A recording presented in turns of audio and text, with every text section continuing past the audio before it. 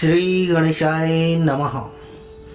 श्री शिव पुराण की महिमा को हम सुन रहे थे। चौथे अध्याय में हमने चंचुला की कहानी को सुना था और उसी कहानी को आगे करते हुए हम पांचवें अध्याय में सुनेंगे। चंचुला के प्रयत्न से पार्वती जी की आज्ञा पाकर तुम्बुर का विंध्य पर्वत पर शिव पुराण की कथा सुनाकर बिंदुक का पिशाच योनि से उद्धार करना तथा दोनों दंपत्ति का शिव धाम में सुखपूर्वक रहना। सूत जी आगे बोले, हे शौनक, एक दिन परमानंद में निमग्न हुई चंचुला ने उमा देवी के पास जाकर प्रणाम किया और दोनों हाथ जोड़कर वह उनकी स्तुति करने लगी। चंचुला बोली, हे गिरिराज जननी, स्कंद उमे, मनुष्यों ने सदा आपका सेवन किया है। समस्त सुखों को देने वाली शंभु प्रिय, आप ब्रह्म स्वरूपिणी है। विष्णु और ब्रह्मा आदि देवताओं द्वारा सेव्य हैं। आप ही सगुणा और निर्गुणा हैं तथा आप ही सूक्ष्मा सच्चिदानंद स्वरूपिणी आद्या प्रकृति है। आप ही संस्कार की सृष्टि, पालन और संहार करने वाली है। तीनों गुणों का आश्रय भी आप ही है। ब्रह्मा, विष्णु और महेश्वर, इन तीनों देवताओं का आवास स्थान तथा उनकी उत्तम प्रतिष्ठा करने वाली पराशक्ति आप ही है। सूत जी कहने लगे, हे शौनक, जैसे सदगति प्राप्त हो चुकी थी वह चंचुला इस प्रकार महेश्वर पत्नी उमा की स्तुति करके सिर झुका के चुप हो गई। उसके नेत्रों में प्रेम के आंसू उमड़ आए थे। तब करुणा से भरी हुई शंकर प्रिया भक्तवत्सला पार्वती देवी ने चंचुला को संबोधित करके बड़े प्रेम से इस प्रकार कहा। माता पार्वती बोली, सखी चंचुले, सुंदरी, मैं तुम्हारी की हुई इस स्तुति से बहुत प्रसन्न हूँ। बोलो, क्या वर मांगती हो? तुम्हारे लिए मुझे कुछ भी अदेय नहीं है। चंचुला बोली, निष्पाप गिरिराज कुमारी, मेरे पति बिंदुक इस समय कहाँ हैं? उनकी कैसी गति है यह मैं नहीं जानती। कल्याणमयी दिन वत्सले में अपने उन पतिदेव से जिस प्रकार संयुक्त हो सको वैसा ही उपाय कीजिए। महेश्वरी महादेवी मेरे पति का एक शूद्र जातीय वेश्या के प्रति आसक्त था और पाप में ही डूबे रहते थे। उनकी मृत्यु मुझसे पहले हो गई थी। न जाने वे किस गति को प्राप्त हुए होंगे। माता पार्वती बोली, बेटी, तुम्हारा बिंदु नाम वाला पति बड़ा पापी था। उसका अंतःकरण बड़ा ही दूषित था। वेश्या का उपभोग करने वाला वह महामूढ़ मरने के बाद नरक में पड़ा।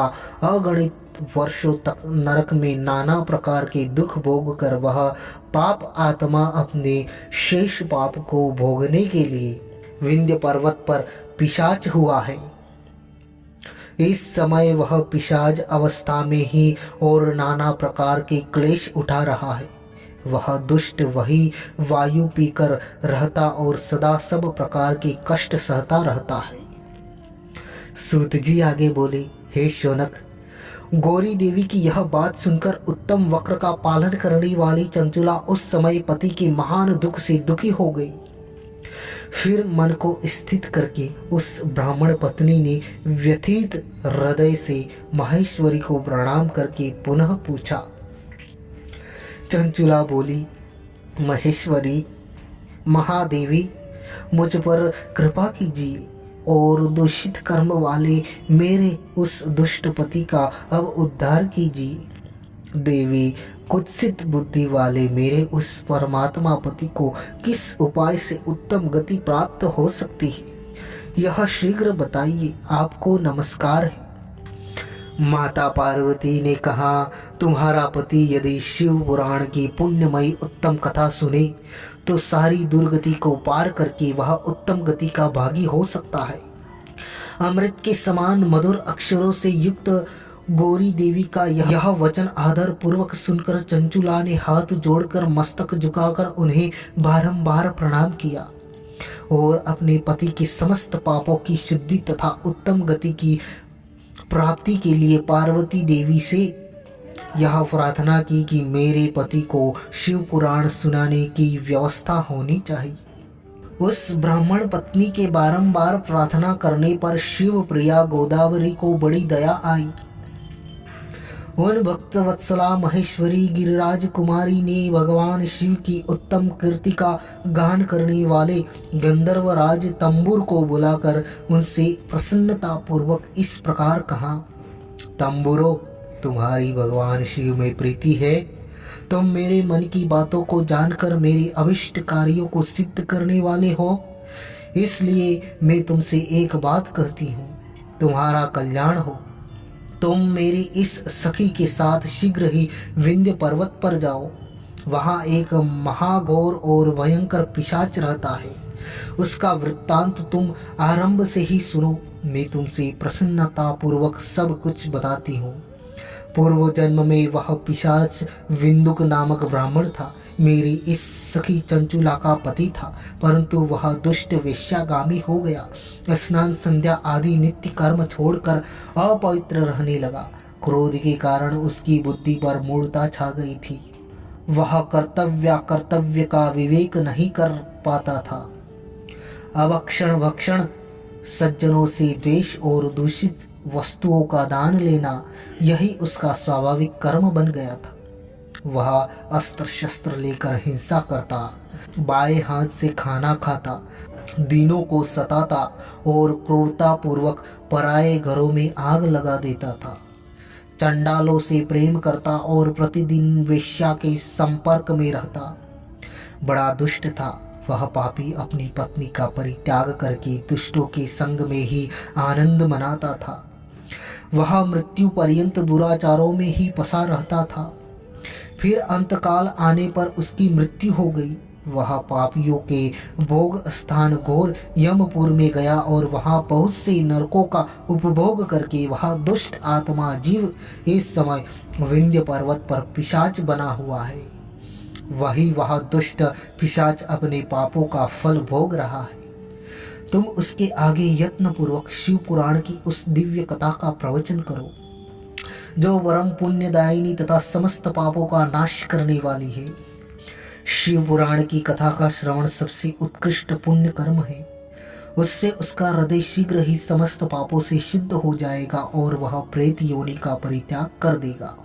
उस दुर्गति से मुक्त होने पर बिंदुक नामक पिशाच को मेरी आज्ञा से विमान पर बिठाकर तुम भगवान शिव के समीप ले आओ।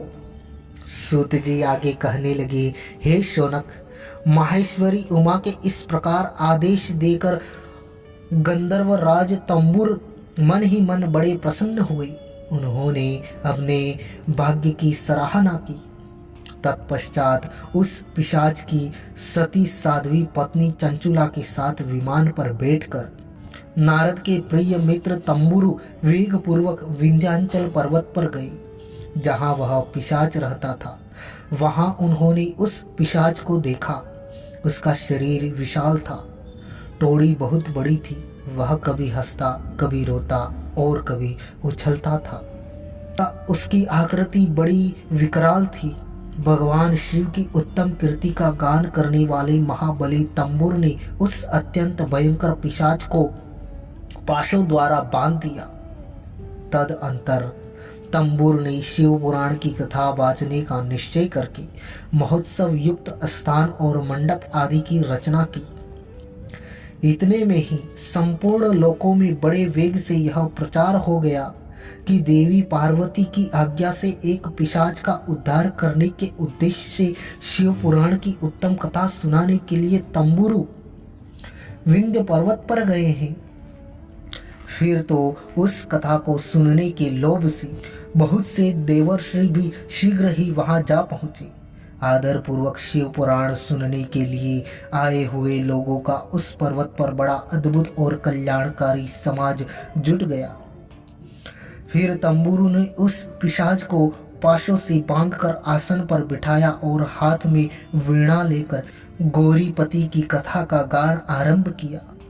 पहली अर्थात विद्येश्वर संहिता से लेकर 7वीं वायु संहिता तक महात्म्य सहित शिव पुराण की कथा का उन्होंने स्पष्ट वर्णन किया। सातों संहिताओं सहित शिव पुराण का आदर पूर्वक श्रवण करके वे सभी श्रोता पूर्णतः कृतार्थ हो गए। उस परम पुण्यमय शिव पुराण को सुनकर उस पिशाच ने अपने सारे पापों को धोकर उस पिशाच की शरीर को त्याग दिया। फिर तो शीघ्र ही उसका रूप दिव्य हो गया। अंग कांति गौर वर्ण की हो गई, शरीर पर श्वेत वस्त्र तथा सब प्रकार के पुरुषोचित आभूषण उसके अंगों को उद्दासित करने लगे। वह त्रिनेत्रधारी चंद्रशेखर रूप हो गया। इस प्रकार दिव्य देहधारी होकर श्रीमान बिंदुक अपनी प्राण वल्लभा चंचुला के साथ स्वयं भी पार्वती वल्लभ भगवान शिव का गुणगान करने लगा।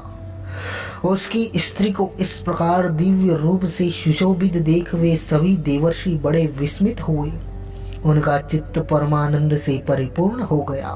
भगवान महेश्वर का वह अद्भुत चरित्र सुनकर वे सभी श्रोता परम कृतार्थ हो प्रेम पूर्वक श्री शिव का यशोगान करते हुए अपने अपने धाम को चले गए। दिव्य रूपधारी श्रीमान विंदुक भी सुंदर विमान पर अपनी प्रियतमा के पास बैठकर सुखपूर्वक आकाश में स्थित हो बड़ी शोभा पाने लगा। तदंतर महेश्वर के सुंदर एवं मनोहर गुणों का गान करता हुआ वह अपनी प्रियतमा तथा तंबुरों के साथ शीघ्र ही शिवधाम में जा पहुंचा। वहां भगवान महेश्वर तथा पार्वती देवी ने प्रसन्नता पूर्वक विंदुक का बड़ा सत्कार किया और उसे अपना पार्षद बना लिया।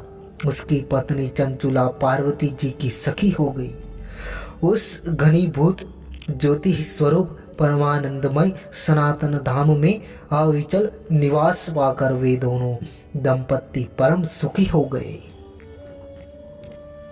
तो मित्रों, श्री शिव पुराण का 5वां अध्याय यहीं पर समाप्त होता है।